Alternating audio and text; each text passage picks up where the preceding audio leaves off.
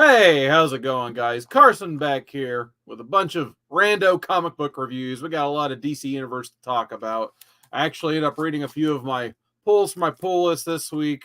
I almost forgot this was even coming out. I picked it up yesterday, so I want to talk a little bit about that. And then got a little bit of an unboxing because, people love their unboxing gimmicks. So we'll keep this short and sweet once again tonight. But my name's Carson. If you didn't already know, we'll get rid of that display name gimmick. Got to shout out Drew Manchu, baby. What is going on, Drew? He is first in the chat tonight. Definitely, speaking of Drew Manchu, don't forget to check out Modern Men, Episode 3, Part 2. Tomorrow, we reviewed X-Force from 2008. Spoilers, we really loved it. So if you guys didn't like our negativity toward the Authority, if you watched that, you'll like tomorrow's episode, I think, because I think overwhelmingly it was a success. Reading X-Force compared to the Authority. So definitely don't forget to check that out. Hopefully it'll be up sometime tomorrow evening. But let's talk about some current reads. I'll just show the one other pickup I didn't get a chance to flip through yet. But it looked cool, so I went and added it to my stack. I'll hopefully have it for next time. We got Batman First Night.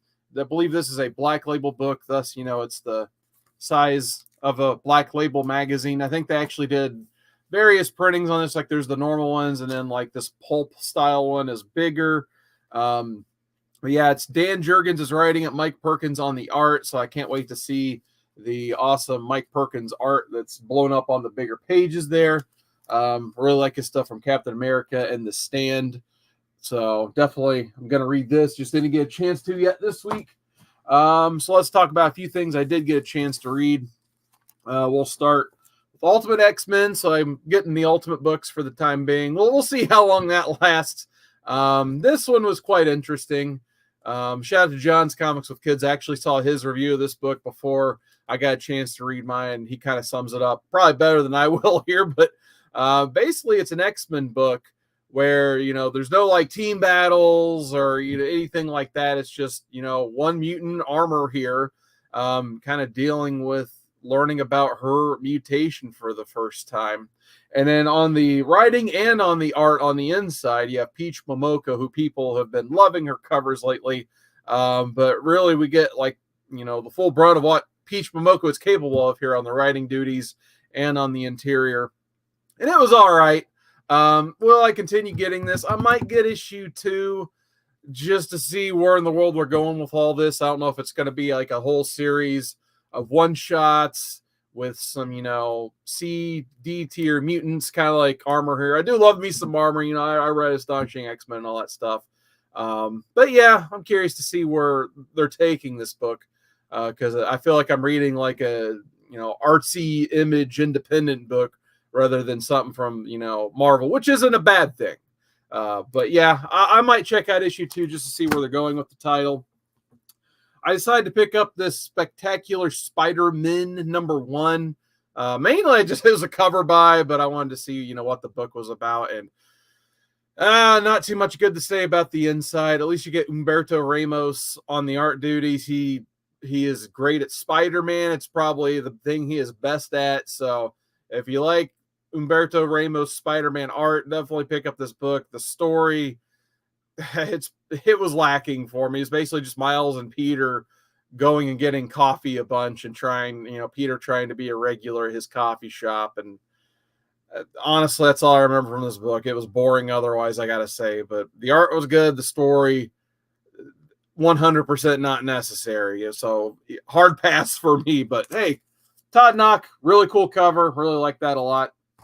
We got Daredevil #1. I don't even know what volume we're on to, like volume 74 or something like that. We got Aaron Kuder on the art. Always think he's a solid artist. Got this cool Frank Miller cover on it. But I kind of skipped the Chip Zdarsky stuff, which I still need to go back and read on this. But apparently Matt Murdock doesn't have any memories of being Daredevil. So now he's the blind father of a church. And meanwhile, Elektra has become Daredevil in the meantime, and somehow she gets taken over by a ghost. I feel like it's Stick, maybe, but I'm not sure. But basically, this ghost inherits Elektra. They go attack Matt Murdock, and his memories start to go back. The issue ends with him dressed like this. So Yeah, its story was okay.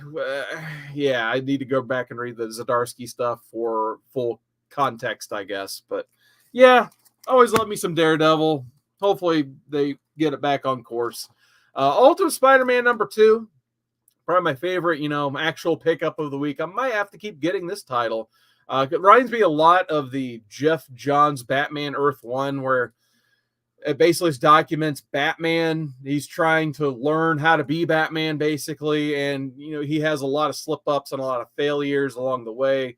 And that's kind of what adult Peter Parker trying to be Spider-Man is to me here. Like, he encounters the Shocker, and he's never really encountered a villain of whatsoever before. So he actually tries talking to the villain. And of course, Shocker's just like, oh, you've talked me into not robbing this bank. How can I thank you? Does the classic, Ric Flair goes for the handshake, but basically gives him the eye gouge instead. And there's quite a few instances of that. And then Green Goblin's on this cover. He just shows up at the very end. I guess he's monitoring whatever Peter's doing.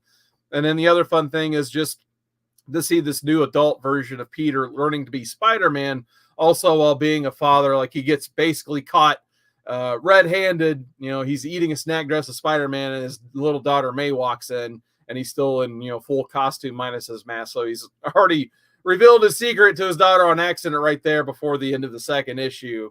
So yeah, I'm curious to see where they're going with this as well. So I'm probably going to pick up issue 3, because issue 2, just like the first issue, was a lot of fun. All right. Drew says he's at the grocery store getting getting potatoes. Have fun. All right. Let me get the gimmicks back there. All right. So the last read I have to talk about, and like I said, I kind of forgot this was a thing. Last Ronin #2, which is weird, because we're going to talk full Last Ronin 1 spoilers, I guess, if you didn't read that. The Last Ronin was Mikey, and he basically is dead at the end of issue 5, which is 5-issue miniseries, of course. So being that the Last Ronin is dead, I guess now it's just the Last Ronin universe, so they have to put that tag in anything they make. So yeah, Last Ronin 2, Ray Evolution #1. I think it hit last Wednesday, but I usually don't go get my pulls until, the following Mondays, because typically that's my off day. But yeah, I didn't, I'll be fully honest, I didn't get a chance to read the Lost Years yet, and I feel like I've lost a lot, and that was essential reading going into this. So now that I've read this, I'll definitely have to read all of the Lost Years issues I've got. For whatever reason, I don't know. I felt lost reading the first issue of the Lost Years, so I didn't read the other 5 or so. So I'm definitely going to have to go back and read that after this, because the concept on this is it's basically 15 years after the events of Last Ronin. And even April, who is pretty old in Last Ronin and is now even older, has a lot of robotic limbs at this point, of course. And now Casey Marie, her, April's daughter and Casey's daughter, is pretty much, the badass leader of I think they're the Splinter Clan in this as well, basically. So these are the 4 turtles from the Lost Years, which don't ask me their names yet, because I don't have them memorized, because like I said, didn't read that. But these are, if you have read issue 5, they're also like the 4 turtles in the tube at the end that Casey Marie's like, hurry up and grow up. So they hurried up and they grew up to 15 years, just like the turtles in the original book. Splinter's always telling the story of like 15 years ago. So this is basically these turtles telling their story about, how they came to be 15 years ago. That being said, for a $9 book, there is a lot of explanation to get through to the end of this book, which it's just a lot of fighting. And basically April doesn't think these turtles are ready. Casey Marie does. So Casey Marie forces these turtles into action, and they go kick some ass, as turtles will do. $9, please. I guess, the other thing is the formatting. It is still the same format as the other Last Ronin books. So as you can see, it does stick out about a little bit, even with this taller bag and board.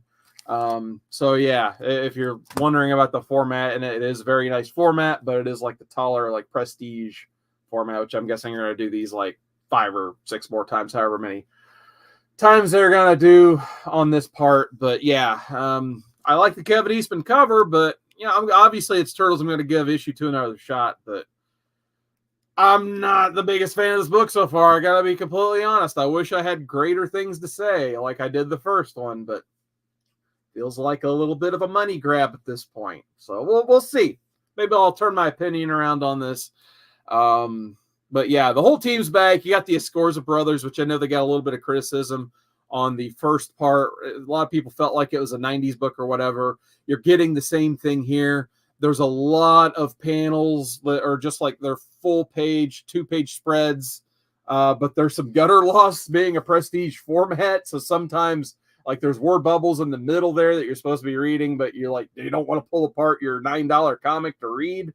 So yeah, just a lot of little nitpicky things like that to me. It does get very wordy in their history of and explanations and stuff. So we'll see.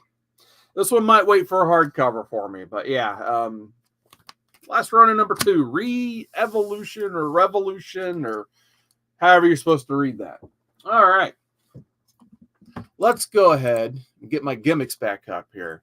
Now, unfortunately, I had to skip last week due to time, but we got quite the extensive what's new in the DCU, so I guess I got to take a sip of water, get ready for this. And we're going to talk about what's new in the DCU.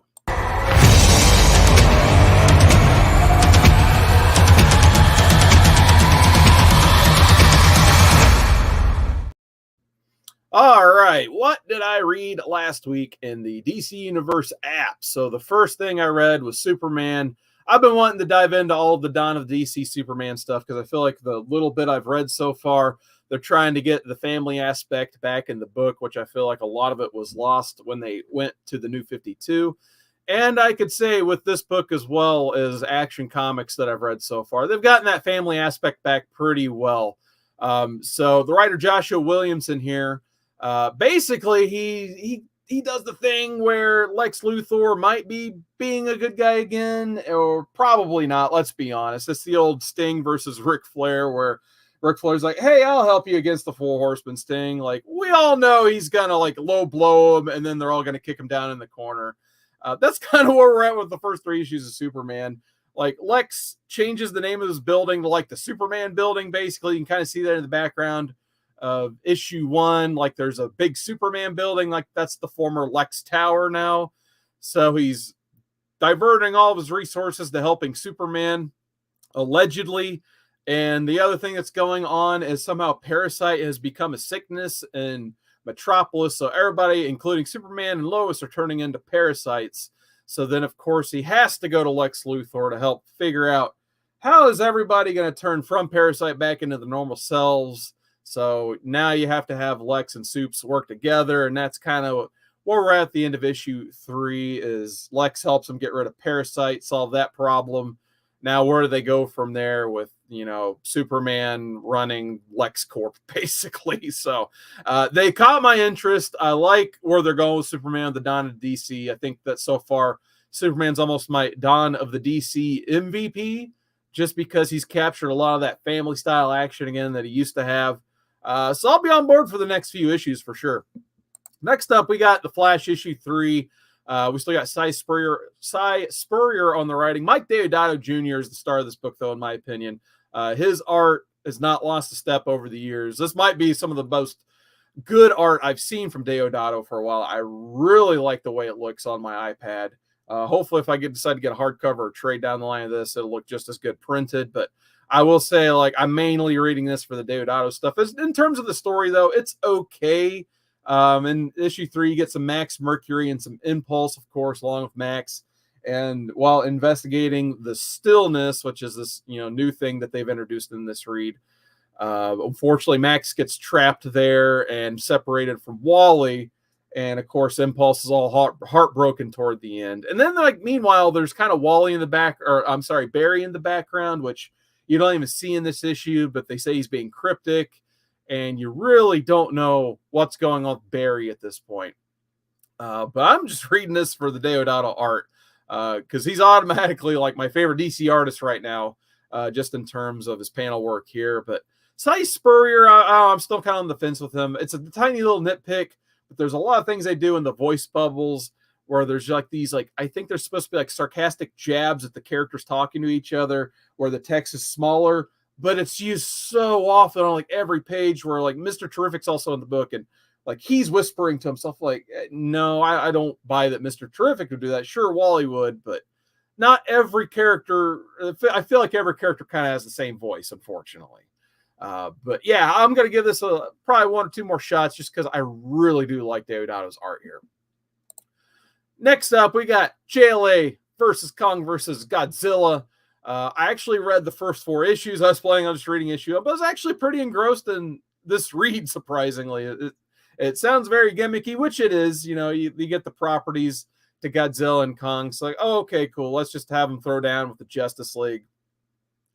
And the Justice League here, it's weird the way it's written. It's almost like it was written in the pre-New 52 era before Lois and Clark were married, because there's a whole premise at the beginning where Clark's trying to get up the courage to propose to Lois. And of course, when he pops the ring out, here comes Godzilla. And meanwhile, the Legion of Doom, I know, what a rush, right? The Legion of Doom has Toyman in their fold, and they're messing around at the Fortress of Solitude. Long story short, Toyman finds the reality gem. It's the same thing, basically. A red gem that makes his wishes come true, and somehow he brings Skull Island to the DC universe and a bunch of kaijus, and all of a sudden there's Godzilla and 3 other kaijus the Justice League has to go fight. And then meanwhile, like, Kong feels like an afterthought, unfortunately. He's kind of on Skull Island by himself. And yeah, there's a lot to cover here, I guess. But basically, Superman gets his ass kicked by Godzilla because Shazam tries to help out. He hops on his head, yells Shazam, the lightning comes down, and Godzilla pretty much just no-sells it. So when that happens, he's a little boy, and Superman has to protect, you know, Billy Batson, not Shazam. And he ends up getting burned to death by Godzilla. So pretty much Batman has to switch his focus to try to fight kaijus. How do we revive Superman to fight all of this stuff, basically? And then meanwhile, Green Arrow is stranded on Skull Island for whatever reason. So I don't know where the storyline of Green Arrow and King Kong is going, but I'm all here for it. This book was actually a lot of fun. The art wasn't too bad.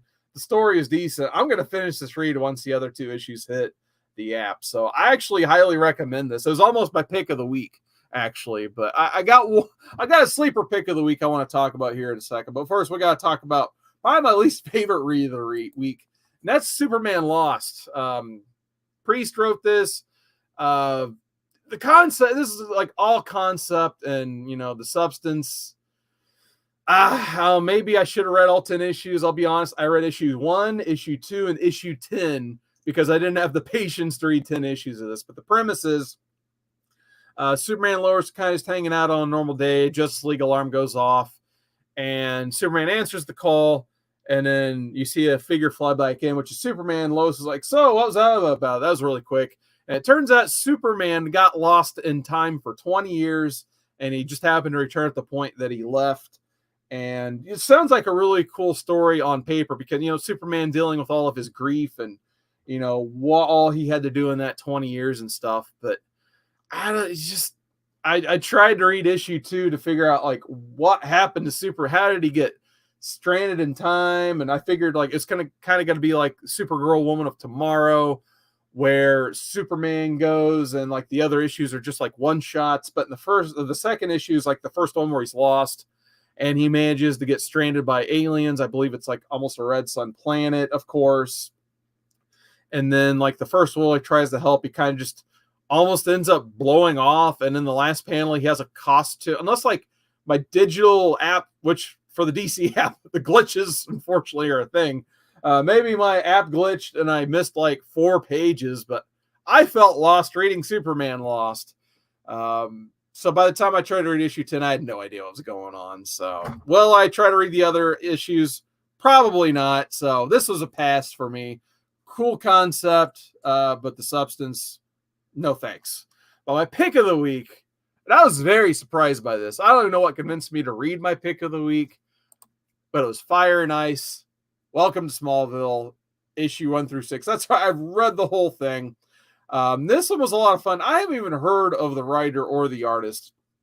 And I could say that there's quality writing and some decent art in this book. Hey, of course, you get great covers, but yeah, sure, whatever. But basically, Fire and Ice, they have been told to go live in Smallville basically by Superman. I guess they had some sort of altercation with Guy Gardner that was televised on the news, and basically it made them all look bad. The whole Detroit era Justice League, it looked terrible after this whole incident where they just blew up at Guy Gardner. So Superman's like, I learned how to be a hero by living in my hometown of Smallville. Why don't you guys try spending a few days there and see what happens? And of course, like, the first issue shows them arriving. They rent out a hair salon. They're going to live on the top and run the bottom. And then the second page shows it on fire. Like, it says like later, and then everything, the whole town's on fire, basically. Fire and ice, fire. Anyway, then they go back to show you how they got to that point. But Fire, she's very much like Booster Gold. She's very egotistical, wants to be famous. And, rescuing people to her is kind of just secondary. She just wants that fame, basically. So you get to see a lot of her trying to use, like, their version of MySpace, basically, which is also out of date in the DC universe, to try to, increase her social feeds and such.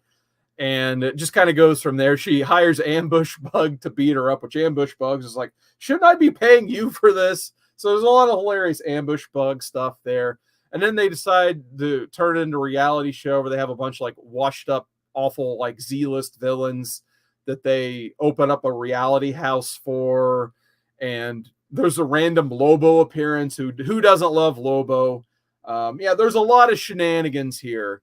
But next thing I knew, it was the end of issue 6. And I actually found myself really liking this. So if you guys just want a good, like, read with some C-list characters from the DC, check out Fire and Ice, Welcome to Smallville.